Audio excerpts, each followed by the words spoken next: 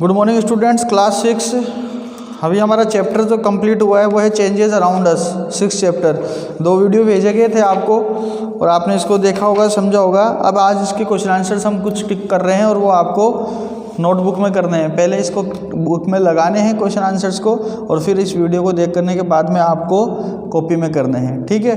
तो सबसे पहले बात करते हैं एक्सरसाइज में MCQs के ऊपर। The first MCQ is the burning of coal is an, कैसा चेंज है कोयले का जल जाना। तो कैसा चेंज है? इरिवर्सिबल। वापस जले हुए कोयले से अपन वैसा कोयला नहीं बना सकते, तो बी ऑप्शन आएगा। सेकंड MCQ है which of the following is not an irreversible change, इनमें से कौन सा एक इरिवर्सिबल चेंज नहीं है? तो बेकिंग ऑफ केक इरिवर्सिबल है, रिफाइनिंग ऑफ फ्रूट्स भी इरिवर्सिबल है, ब्लूमिंग ऑफ फ्लावर्स भी इरिवर्सिबल है। कौन सा नहीं है? कॉन्ट्रैक्शन ऑफ मेटल्स, क्योंकि मेटल्स ठंड पड़ने पर, कूलिंग होने पर कॉन्टैक्ट होते हैं, हीटिंग करने पर एक्सपेंड होते हैं, तो ये इरिवर्सिबल नहीं है, तो डी ऑप्शन।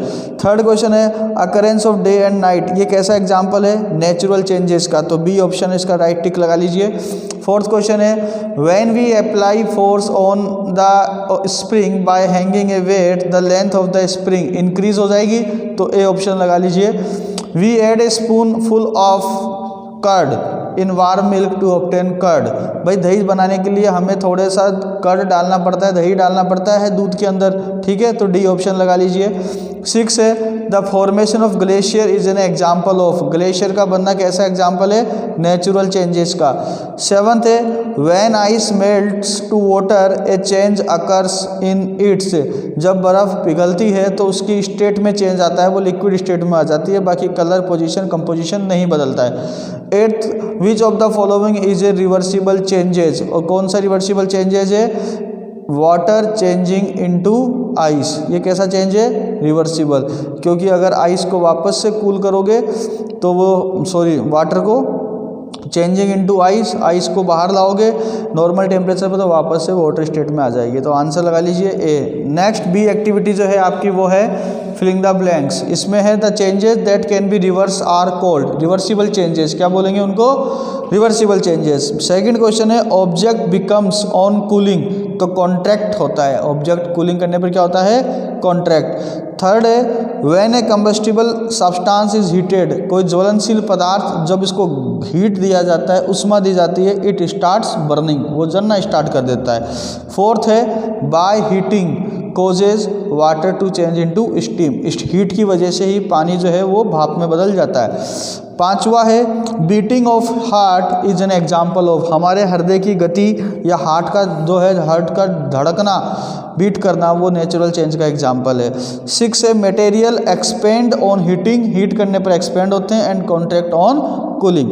7th है stretching of spring is a, spring को स्ट्रेच करना कैसा एग्जाम्पल है? रिवर्सिबल और फिजिकल चेंज है, reversible and physical change, okay. अब आते हैं मैच द कॉलम्स के अंदर। तो मैच द कॉलम्स में सबसे पहले है ग्राइंडिंग व्हीट टू फ्लोर, भाई गेहूं को ग्राइंड करके, पीस करके आपने आटा बना दिया, तो किससे मैच करेंगे? इरिवर्सिबल चेंजेस से। अब उस आटे से तो गेहूं बना नहीं सकते ना। सेकंड है कूलिंग और हीटिंग, किसी भी ऑब्जेक्ट को अगर कूल और हीट करते हैं तो सिर्फ और सिर्फ उसकी चेंज इन स्टेट होता है, तो डी लगा लीजिए, क्योंकि या तो वो लिक्विड से सॉलिड हो जाएगा या फिर और लिक्विड है तो वो स्टीम बन जाएगा, भाप बन जाएगा, जैसा पानी के साथ होता है। थर्ड है fixing of iron rim on wooden wheel, लोहे की रिम जो है वो हम चढ़ाते हैं लकड़ी के टायर पे, वो किससे चढ़ाते हैं? एक्सपेंशन एंड कॉन्ट्रैक्शन की वजह से, क्योंकि आयरन एक ऐसा मेटल है जिसको गर्म करने पर एक्सपेंड होता है और हीट करने से, और ठंडा जो होता है जब कूलिंग दिया जाता है तो वो सिकुड़ जाता है, तो इसमें ई आ जाएगा, takes place due to expansion and contraction. Fourth है स्ट्रेचिंग ऑफ रबड़ बैंड, आप रबड़ को खींच रहे हो, जब छोड़ोगे तो वापस अपनी पोजीशन पे आ जाएगा, तो कैसा चेंजेस है? Reversible changes. नेक्स्ट है फ्लावरिंग इन प्लांट्स, अरे भैया पौधों के ऊपर जो फूल आते हैं वो कैसा चेंज है? नेचुरल चेंज है, कैसा चेंज है? Natural change. सी से कनेक्ट कर दीजिए। इसी के साथ MCQs भी फिनिश होते हैं। नेक्स्ट है आपका वेरी शॉर्ट आंसर क्वेश्चन जो है डी, इसमें है आपका what happens when iron rim is heated, अभी बताया आपको लोहे को जब एक्सपेंड करते हैं तो क्या होता है? हीट करते हैं तो एक्सपेंड होता है। सेकंड है इसका आंसर एक्सपेंड लगा देना। Give an example of A change caused by pressure. Pressure से कौन से चेंजेस आते हैं उसका एक एग्जाम्पल दे दीजिए। तो प्रेशर डालने से देखो शेप और साइज में चेंजेस आते हैं, और एग्जाम्पल लिख देना आप, ब्लोविंग ए बैलून, गुब्बारे को फुलाना, या प्रेसिंग ए स्पॉन्ज। पेज नंबर 52 पर दिए गए हैं आपके चेंज्ड बाय प्रेशर। ठीक है।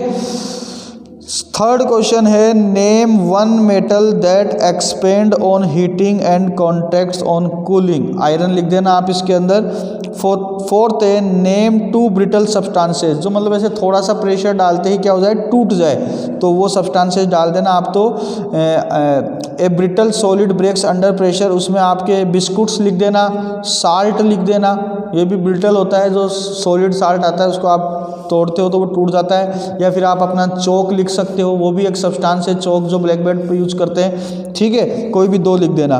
फिफ्थ क्वेश्चन है, give the 2 examples of irreversible changes that take place due to heating. Heating की वजह से कोई भी 2 इरिवर्सिबल, मतलब कि वो अगर एक बार हो गया तो वो दोबारा पुराना ओरिजिनल सब्सटेंस नहीं निकाल सकते आप। तो एक तो आप लिख सकते हो रो एग टू बॉइल्ड एग। ठीक है, रो एग आपका ये टेबल दिया था ना 50 पेज नंबर 6.1 टेबल जो है इसमें दे रखे हैं। तो रो एग टू बॉइल्ड एग, कच्चे अंडे को आपने उबाल लिया, और किससे उबाला, हीट दे के उबाला है, तो हीटिंग की वजह से जो चेंजेस आए कैसा है, इरिवर्सिबल। उस बॉइल्ड एग से वापस अपन रो एग नहीं बना सकते। दूसरा है आपका मिल्क टू पनीर, आप दूध से पनीर बना लिए तो पनीर से वापस दूध नहीं बना सकते, और मिल्क से जो दूध से जो पनीर बनेगा वो हीटिंग प्रोसेस से ही बनेगा, क्योंकि दूध को पहले गर्म करना पड़ेगा, फिर उसको कर्ड डाल करके उसको ब्रेक करना पड़ेगा, आफ्टर दैट जो उसको कंडेंस करके उसको कूलिंग करके पनीर बनता है। ठीक है, तो हीटिंग प्रोसेस भी यूज़ होता है। तो मिल्क टू पनीर और रो एग टू बॉइल्ड एग, ये आप इसमें लिख सकते हो। 6 क्वेश्चन है आपका, give one use of expansion of object on heating. Object on heating and one use of expansion of object on heating. एक यूज लिखना है आपको, give the one use of expansion of an object on heating. तो यहाँ पर डाल दीजिए आप, fixing of iron rim on a blocked cart wheel, एक लिख दीजिए, या इंसर्टिंग ऑफ आयरन ब्लेड, या भी लिख सकते हैं। ठीक है, ये एक्सपेंड होने पर हीटिंग से ही होता है। इसी के साथ डी कंप्लीट होता है। ई और एफ, ये दोनों एक्टिविटीज़ हम नेक्स्ट वीडियो में करेंगे।